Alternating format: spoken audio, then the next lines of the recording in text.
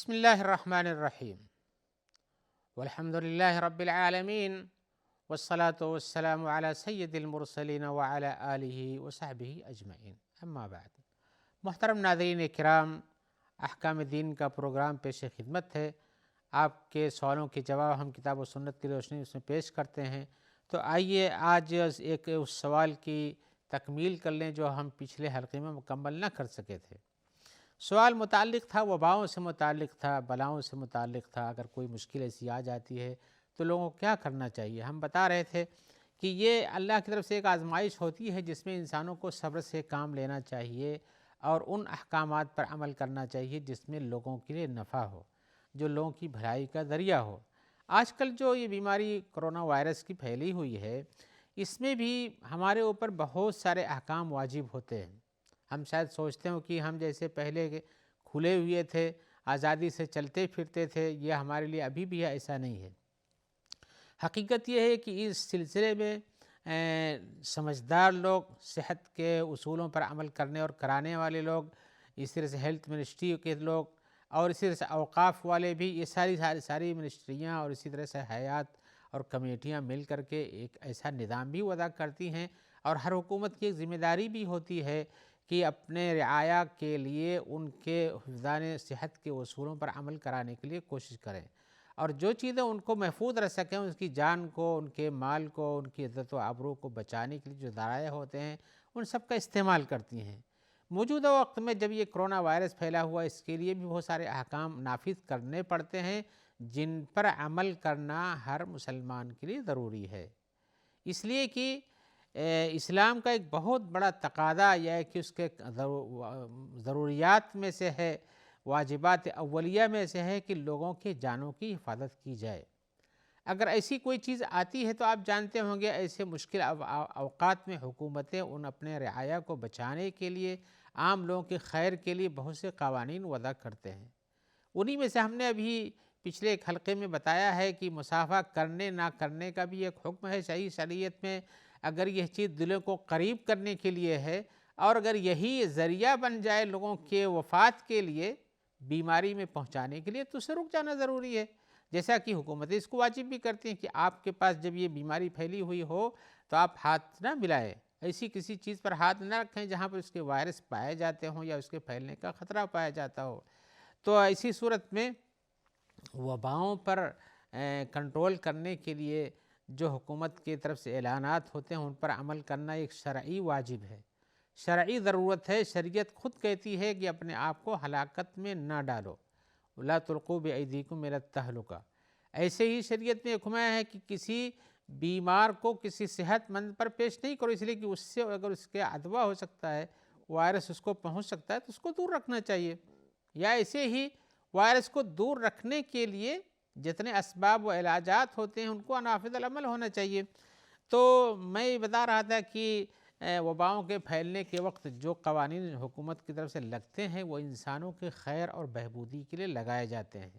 جن پر عمل کرنے ہی سے انسانی جانوں کو اور انسانی مالوں کو محفوظ کیا جا سکتا ہے۔ لہذا ایسے قوانین جو آتے ہیں تو اس میں انسان کو ان سب پر عمل کرنا چاہیے۔ اسی طرح سے ایسے موقعوں پر ایک مومن انسان کی کیا ذمہ داری ہوتی ہے اس کو بھی دیکھنا چاہیے۔ ایک ذمہ داری تو یہ ہوتی ہے کہ اس مصیبت کو یہ نہ سمجھے کہ یہ ہمارے لیے ایسی وبا ہے جو ہمارے لیے ہمارے گناہوں کی وجہ سے لگا دی گئی ہے۔ صحیح ہے، انسانوں کی گناہوں کی وجہ سے وبائیں بلائیں ان پر آتی ہیں، لیکن انسان کو صبر سے کام لینا چاہیے، توبہ کرنا چاہیے، استغفار کرنا چاہیے، صدقہ و خیرات کرنا چاہیے، اور اسی طرح سے اس کے جو فوائد ہیں ان کو حاصل کرنا چاہیے۔ صبر ایک بہت بڑا ذریعہ ہے مومن انسان کے لیے جو اس کو بہت سی مصیبتوں اور بلاؤں میں کام آتا اور کرنا چاہیے، اس لیے کہ ہم اللہ کے ہیں، اللہ کی طرف لوٹ کر جانے والے ہیں، لہذا ہمیں کسی بھی مشکل میں اس چیز کو یاد رکھنا چاہیے، اور مصیبتوں کو ہلکا کرنے کے لیے، ایسی وباؤں پر اس وقت دیکھتے ہوئے کام کرنے کے لیے ہمیں کچھ چیز کو دھیان رکھنا چاہیے۔ ایک تو یہ ہے کہ ہمیں اپنی اس صحت کا خود ذاتی طور پر خیال رکھنا چاہیے۔ صحت ایک بہت بڑی نعمت ہے، بہت بڑی نعمت ہے۔ حدیث میں آیا ہوا ہے کہ دو نعمتیں ایسی ہیں جس میں انسان بہت لوگ بہت غفل کرتے ہیں، ان میں سے ایک صحت ہے اور دوسری وقت خالی وقت ہے۔ تو یہ دونوں نعمتیں صحت کے وقت کو مفید سمجھنا ہے، خالی وقتوں کو بھی مفید سمجھنا چاہیے، اور انسان کو اگر برائی اور کوئی چیز پریشانی آتی ہے تو اس کی طرف نظر کرتے ہوئے انسان کو اپنی حالت پر صبر و شکر کرنا چاہیے، اور اس نعمت کو دوسروں کے لیے حاصل کرنے کا ذریعہ بھی بننا چاہیے۔ لہذا انسان جب اپنی اس نعمت پر صبر کرتا ہے، یعنی شکر ادا کرتا ہے، اور دوسرا اور مصیبتوں پر صبر ادا کرتا ہے، تو اس کی نعمت کو باقی رکھنے کا یہ ذریعہ بنتے ہیں۔ مصیبتیں بھی انسان کے لیے ایسا نہیں ہے کہ ہمیشہ ہی اس کے لیے تکلیفوں اور عذاب کا باعث ہوتی ہیں، بلکہ یہ اس کو راستے پر لانے کا ذریعہ بھی بنتی ہیں۔ لہذا ہمیں اس نعمت کو جو اپنے پاس حاصل ہے محفوظ رکھنا چاہیے، اور دوسروں کو بھی اس نعمت کے جن کے پاس ہے ان کو بھی محفوظ رکھنا چاہیے۔ میرا مقصد یہ ہے کہ اگر ملنے ملانے سے، قریب رہنے سے، اور اسی طرح سے ہاتھ کے ملانے سے، یا بغل میں بیٹھ کر سانس لینے سے، یا اور بھی جو قربت کے اسباب ان کو حاصل کرنے سے اگر یہ بیماری پھیلتی ہو تو دور سے رہ کر کے اس محبت کو برقرار رکھنا چاہیے، آپس میں انسانی میل جول کو برقرار رکھیں، ایسا نہ ہو جس سے مصیبتیں بڑھتی ہوں۔ لہذا جو نعمت حاصل ہوتی ہے جس صحیح ڈھنگ سے، اسی صحیح ڈھنگ کو استعمال کرنا چاہیے، اور اگر نعمت حاصل ہے تو اس کو زائل کرنے کے اسباب کی طرف نہیں جانا چاہیے۔ اب اگر کرونا وائرس یوں ہی ملاقاتوں سے پھیلتا ہے، اور جس کے پاس ہو تو اس کو شدید احتیاط کرنا چاہیے، اس کو اپنے گھروں میں، جیسا کہ حکومت کا قانون ہوتا ہے کہ لائے اور 14 دن تک اپنے گھر میں رہے، باہر دوسروں سے ملاقات نہ کرے، جب صحت مندی کی اس کو باقاعدہ یقین ہو جائے تبھی باہر نکلے۔ یا اسی طرح سے دوسروں کو بھی اس کے سلسلے میں جو احتیاطات کرنے کی ضرورت ہے ان کو اختیار کرنا چاہیے، اور یاد رکھنا چاہیے کہ ایسے موقعوں پر جزا اور فضا سے کچھ نہیں بنتا ہے، بلکہ سلامتی کے اسباب کو اختیار کرنے سے سلامتی حاصل ہوتی ہے۔ سلامتی کے اسباب کو اختیار کرنے سے سلامتی حاصل ہوتی ہے، اور اس کے جو اسباب بیان کیے جاتے ہیں، آپ کو بہت سے پوسٹر میں یہ چیز معلوم ہے، یہ چیز ڈھکی چھپی نہیں رہ گئی ہے کہ انسان کو ایسے موقع پر کیا کرنا چاہیے، کیسے صفائی رکھنی چاہیے، کیسے ہاتھ میں تعقیم کرنا چاہیے، وائرس کو مٹانے کے لیے کیا کیا کرنا ضرورت ہوتی ہے، اپنے آس پاس کی زندگی اور کام میں کتنا دوری اور فاصلہ رکھنا چاہیے۔ یہ ہم اس کی تفصیل میں یہاں نہیں جائیں گے، اس لیے چیزیں سب عام ہو چکی ہیں، بتایا ہوا ہے، لیکن ان کو اختیار کرنا یہ ضروری ہے۔ اور اسی طرح سے اس بات کو بھی جاننا چاہیے کہ ایسی چیزوں میں آپ کو تکلیف تو ہوتی ہے، تنہائی کی زندگی یا کہ دوست، لیکن اس پر صبر کرنا یہ مومن کا ایک شیوا ہے، لہذا اس کو برقرار رکھنا چاہیے، اور اسے صبر کے موقع پر صبر کرنے سے، اور اس میں اپنے لیے اللہ سے اجر تلاش کرنے سے انسان کا انجام آخر کا اچھا ہوتا ہے، اس سے بہتر حاصل ہوتا ہے۔ اور اسی طرح سے اس کو سوچنا چاہیے کہ صبر کا انجام جو ہے، ان تکلیفوں پر، مصیبتوں پر صبر کرنے سے اور احکام کو بجا لانے میں صبر کرنا ہی پڑتا ہے۔ ان صبر کرنے میں ایک چیز حاصل ہوتی ہے کہ انسان کو دنیا کی مصیبتوں سے، مشکل سے نجات ملتی ہے، اور صبر کے مقابل میں اللہ کے ہاں رحمت جو ملتی ہے وہ بھی حاصل ہوتی ہے، اور بشارت حاصل ہوتی ہے۔ اور اسی طرح سے اللہ تعالیٰ ان مصیبتوں پر صبر کرنے والوں کے لیے بھی اچھا انجام دیتا ہے۔ اور یہ بھی یاد رکھنا چاہیے کہ یہ مشکل گھڑی جو آتی ہے، یہ انسان کی اپنی لائی ہوئی نہیں بلکہ انسان پر نازل ہے، تو اس کو دوسروں تک پہنچنے سے، اس مشکل کو پہنچنے سے روکنے کی کوشش کرنا چاہیے۔ اللہ تعالیٰ ہی شفا دے سکتا ہے، اللہ تعالیٰ ہی اس کو روک سکتا ہے، اللہ تعالیٰ ہی انسان کو مصیبتوں سے نجات دیتا ہے، اور ایسے موقع پر انسان کو یاد کرنا چاہیے کہ یہ کچھ ہماری بدعمالیوں کا نتیجہ بھی ہو سکتا ہے، لہذا اللہ کی طرف رجوع کرنا، اللہ تبارک و تعالی سے دعا کرنا، اللہ تعالیٰ کے بتائے ہوئے احکام پر صبر سے کام لینا، جو قوانین صحت کے لیے بنائے جاتے ہیں، یا حکومت جن کا اعلان کرتی ہے کہ اس مرض کو روکنے کے لیے، اس بیماری کو روکنے کے لیے کیا کیا اسباب اختیار کرنے کی ضرورت ہے، ان سب پر پوری دل جمعی اور خوشی سے کام کرنے کے ذریعے سے ہی ہمارے تعاون سے بھی یہ چیز حاصل ہوتی ہے۔ اگر ہم تعاون نہ کریں اور صبر سے کام نہ لیں تو اس بلا کو روکنے میں بڑی مشکل ہو سکتی ہے۔ لہذا انسان کو یہ جاننا چاہیے کہ انسان جو ہے اپنے آپ کو جب خیر کے ساتھ صبر کرتا ہے تو وہی اس کے لیے فائدہ مند ہوتا ہے۔ اور حقیقت یہ ہے کہ انسان کا اپنے گھر میں رہنا یہ ایک طرح سے ایک نعمت حاصل ہوتی ہے۔ آئیے اس سلسلے میں آپ کو بتاؤں کہ علامہ ابن تیمیہ تھے جب ان کو محبوس کر دیا قلعے میں تو کہتے تھے یہ بہت بڑی نعمت مجھے حاصل ہو گئی ہے۔ اس وقت وہ اپنے رب کو یاد کرتے تھے، بہت سی کتابیں لکھی انہوں نے، اس طرح سے کام کیا۔ تو آدمی گھر سے رہ کر کے بھی کام کر سکتا ہے، ایسا نہیں کہ اپنے مقر عمل پہ جائے گا تبھی کام ادا کر پائے گا، بلکہ گھر سے رہ کے بھی کام ادا کر سکتا ہے، بلکہ وہاں کچھ اور اطمینان و سکون سے بھی کر سکتا ہے۔ تو حقیقت یہ ہے کہ انسان کے اپنے ایسی صورت میں پریشانی بڑھتی نہیں گھٹتی ہے، اور ان پر عمل کرنے کی ضرورت ہے۔ لہذا جو قوانین حکومت کی طرف سے دیے جاتے ہیں کہ کیا طریقے ہیں، کیا اسباب ہیں، کیا ذرائع ہیں جس سے اس وبا کو روکنے میں مدد ملتی ہے، ہمیں بھرپور طریقے سے اس کو ادا کرنا چاہیے۔ آئیے ایک اور سوال کی طرف آتے ہیں۔ سوال یہ ہے، پوچھتے ہیں کہ مریضوں کی زیارت کے کیا مناسب آداب ہیں۔ ایسی صورت میں خدا نخواستہ اگر کسی کے پاس ایسی کوئی بیماری ہے یا ایسے کوئی ہو جاتا ہے یا ایسے اس بیماری کے علاوہ بھی کوئی بیمار ہے تو ان کی زیارت کے کچھ طریقے ہوتے ہیں شریعت میں۔ ایسا نہیں ہے کہ انسان جیسا بھی چاہے رہے۔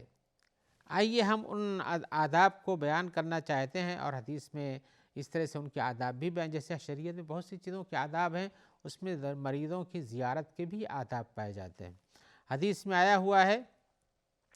من عاد مریضا او زار اخا له فی اللہ ناداہ مناد ان طبت وطاب ممشاک وتبوأت من الجنۃ منزلا، کہ اگر کوئی آدمی کسی مریض کی عیادت کرتا ہے یا اپنے کسی بھائی کی اللہ فی اللہ زیارت کرتا ہے تو اس کے لیے فرشتے پکار دیں کہ تم نے اچھا کیا، تمہارے لیے جنت میں جگہ ملے۔ اور مسلمانوں کے حقوق میں سے ہے کہ اگر کوئی بیمار اس کی عیادت کی جائے، لیکن ان عیادت کے بھی اسباب و ذرائع ہوتے ہیں۔ ایسا نہیں ہے کہ یہ کھلا ہوا حکم ہے، بلکہ جو کوئی بھی حکم ہوتا ہے جب اس کے سامنے کوئی اور چیز اس کو کہتی کہ نہیں اس کے آپ اس موقع پر، اس خاص موقع پر اس کے یہ آداب ہیں، تو ان آداب کو بجا لانا چاہیے۔ آئیے کچھ آداب ہم ذکر کرتے ہیں مریضوں کے زیارت کے۔ ایک تو یہ کہ زیارت کا مناسب وقت ہی اختیار کرنا چاہیے، جس وقت اس سے ملاقات کا اس کے پاس موقع ہو، یا وہاں ملنے کے کچھ اسباب ہوں جہاں احتیاطات کے ساتھ لوگ وہاں سے دیکھ سکتے ہوں، مل سکتے ہوں، تبھی جانا چاہیے۔ ایسے ہی بے وقت نہیں جانا چاہیے کبھی زیارت میں کسی آدمی کے۔ اگر زیارت کے لیے ممانعت کر دی گئی ہے تو پھر نہیں جانا چاہیے، اس لیے کہ ہو سکتا ہے اس زیارت میں، اس ملاقات میں جس میں روک دیا گیا کسی سے کوئی نہ ملے اور آپ ملیں تو آپ کو یا اس کو یا کسی اور کو تکلیف بڑھ جائے۔ لہذا یہ زیارت تکلیف بڑھانے کے لیے تو نہیں ہے، زیارت تو ہوتی ہے تکلیف کو گھٹانے کے لیے۔ لہذا زیارتوں میں اس کا خیال رکھے کہ مناسب وقت جو متعین کیا گیا ہو اس سے ملنے کے لیے اسی میں ملے، اور اگر روک دیا گیا ہو تو نہ جائیں۔ دوسرے، زیارت کے مریضوں کی یہ چیزیں حدیثوں سے استدلال کر کے بتائی جا سکتی ہیں، اور اسی طرح سے زیارت میں انسان کو کم سے کم وقت بیٹھنا چاہیے۔ حدیث میں اس کا بھی تذکرہ آیا ہوا ہے کہ جب کسی کے لیے زیارت میں جاؤ تو بہت دیر تک، کچھ لوگ ہوتے ہیں بہت دیر تک بیٹھے رہتے ہیں، اس سے منع کیا گیا ہے۔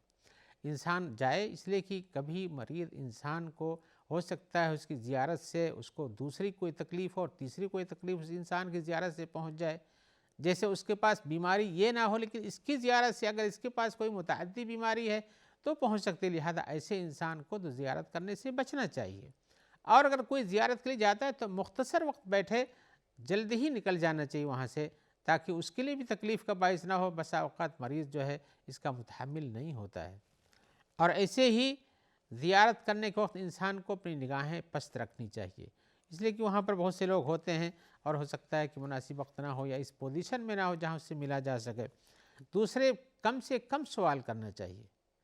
کچھ لوگ ہوتے ہیں زیارت میں جاتے ہیں بہت سارے قسم کے سوالات کرتے ہیں، جہاں مریض بتانا نہیں چاہتا یا مریض کے گھر والے نہیں بتانا چاہتے تو پھر آپ ان کو حرج میں ڈالیں، یہ اچھی بات نہیں ہے۔ جب کسی ملنے جائیں اس کے لیے صحت کی دعا کریں، اس کے ساتھ اہتمام کریں، اور کم سے کم سوال کریں اس کے بارے میں، اس کی بیماری کے بارے میں، اس لیے بیماری کا پتہ تو آپ کو دور سے بھی لگ سکتا ہے، کچھ لوگ پہلے سے بتا سکتے ہیں جس کی بنیاد پہ آپ زیارت کے لیے جاتے ہیں، لیکن وہاں پہنچ کر کے حرج میں نہ ڈالیں۔ اور اسی طرح سے جب جائیں تو اس کو یہ پتہ چلے کہ واقعی ہمارے ساتھ ان کی توجہ بہت ہے، یہ ہم سے ملنے کے لیے آئے ہیں، ہمارے بارے میں خیال رکھتے ہیں، تو اس چیز کا بھی دھیان رکھنا چاہیے کہ آپ جب جائیں کسی سے ملنے تو اس چیز کا اہتمام رہے کہ اس کو پتہ چلے۔ اور ایک خاص چیز جو یہ ہے زیارت میں کہ کسی انسان کے لیے جائیں تو خالص انداز میں دعا کریں، اس لیے کہ دعا کرنے سے اس کے لیے نفع ہوتا ہے۔ حدیث شریف میں آیا ہوا ہے، من عاد مریضا لم يحضر اجلہ فقال عنده 7 مرار اسر اللہ العظیم رب العرش العظیم ان یشفیک الا عافاہ اللہ من ذلک المرض۔ رسول اللہ صلی اللہ علیہ وسلم فرماتے ہیں کہ کسی انسان کی بیماری کے بعد عیادت کی، جس کی موت ابھی نہیں تھی، تو اس کے پاس 7 مرتبہ کہتا ہے اسر اللہ العظیم رب العرش العظیم ان یشفیک، میں اللہ العظیم سے مانگتا ہوں دعا، اور جو کہ عرش عظیم کا رب ہے، کہ تم کو شفا دے دے، تو اللہ تعالیٰ اس کو عافیت دے دیتے ہیں اس بیماری سے۔ لہذا آپ کسی کی بھی زیارت کریں، کسی مریض کے بارے میں سنیں یا اس کے پاس جائیں تو اس کے بارے میں یہ دعا ضرور کریں تاکہ اس کو اپنی مشکل سے نجات مل جائے۔ اور اسی طرح سے جب کسی سے ملیں، زیارت میں پہنچیں، میں نے پہلے بتایا کہ بہت کم سے کم وقت رہنا چاہیے، تو اس کو یہ تسلی دیں کہ اللہ تعالیٰ بھی آپ کو اور موقع دیں گے، آپ کی زندگی باقی ہوگی۔ اس کے لیے مایوسی کی بات نہیں کریں، اللہ سے امید کی بات کریں، نا امیدی کی بات نہ کریں، اور اللہ کے لیے اللہ سے اس کے لیے دعا کریں۔ رسول اللہ صلی اللہ علیہ وسلم کسی انسان کی زیارت کرتے تھے تو کہتے تھے لا باس طہور انشاءاللہ، یعنی کوئی بات نہیں، کچھ حرج نہیں، کچھ تمہیں تکلیف ہو گئی ہے یہ ہٹ جائے گی، یہ تمہاری گناہوں کی پاکی کا ذریعہ بن جائے گا۔ تو اس طرح سے اس کو اس طرح سے امید دلائیں اور صبر کرنے کی تلقین بھی کریں، اس لیے کہ انسان کو بیماری میں تکلیف ہوتی ہے، پریشانیاں ہوتی ہیں، بہت سی چیزوں کے لیے احتیاطات کرنے پڑتے ہیں اور اس کو بہت سی چیزوں سے پرہیز کرنا پڑتا ہے، لہذا اس کو صبر کی تلقین بھی کریں تاکہ اس کو اور طاقت مل سکے اور جزا قضا فضا کرنے سے بچائیں۔ خاص طور سے اگر متعدی مرض ہے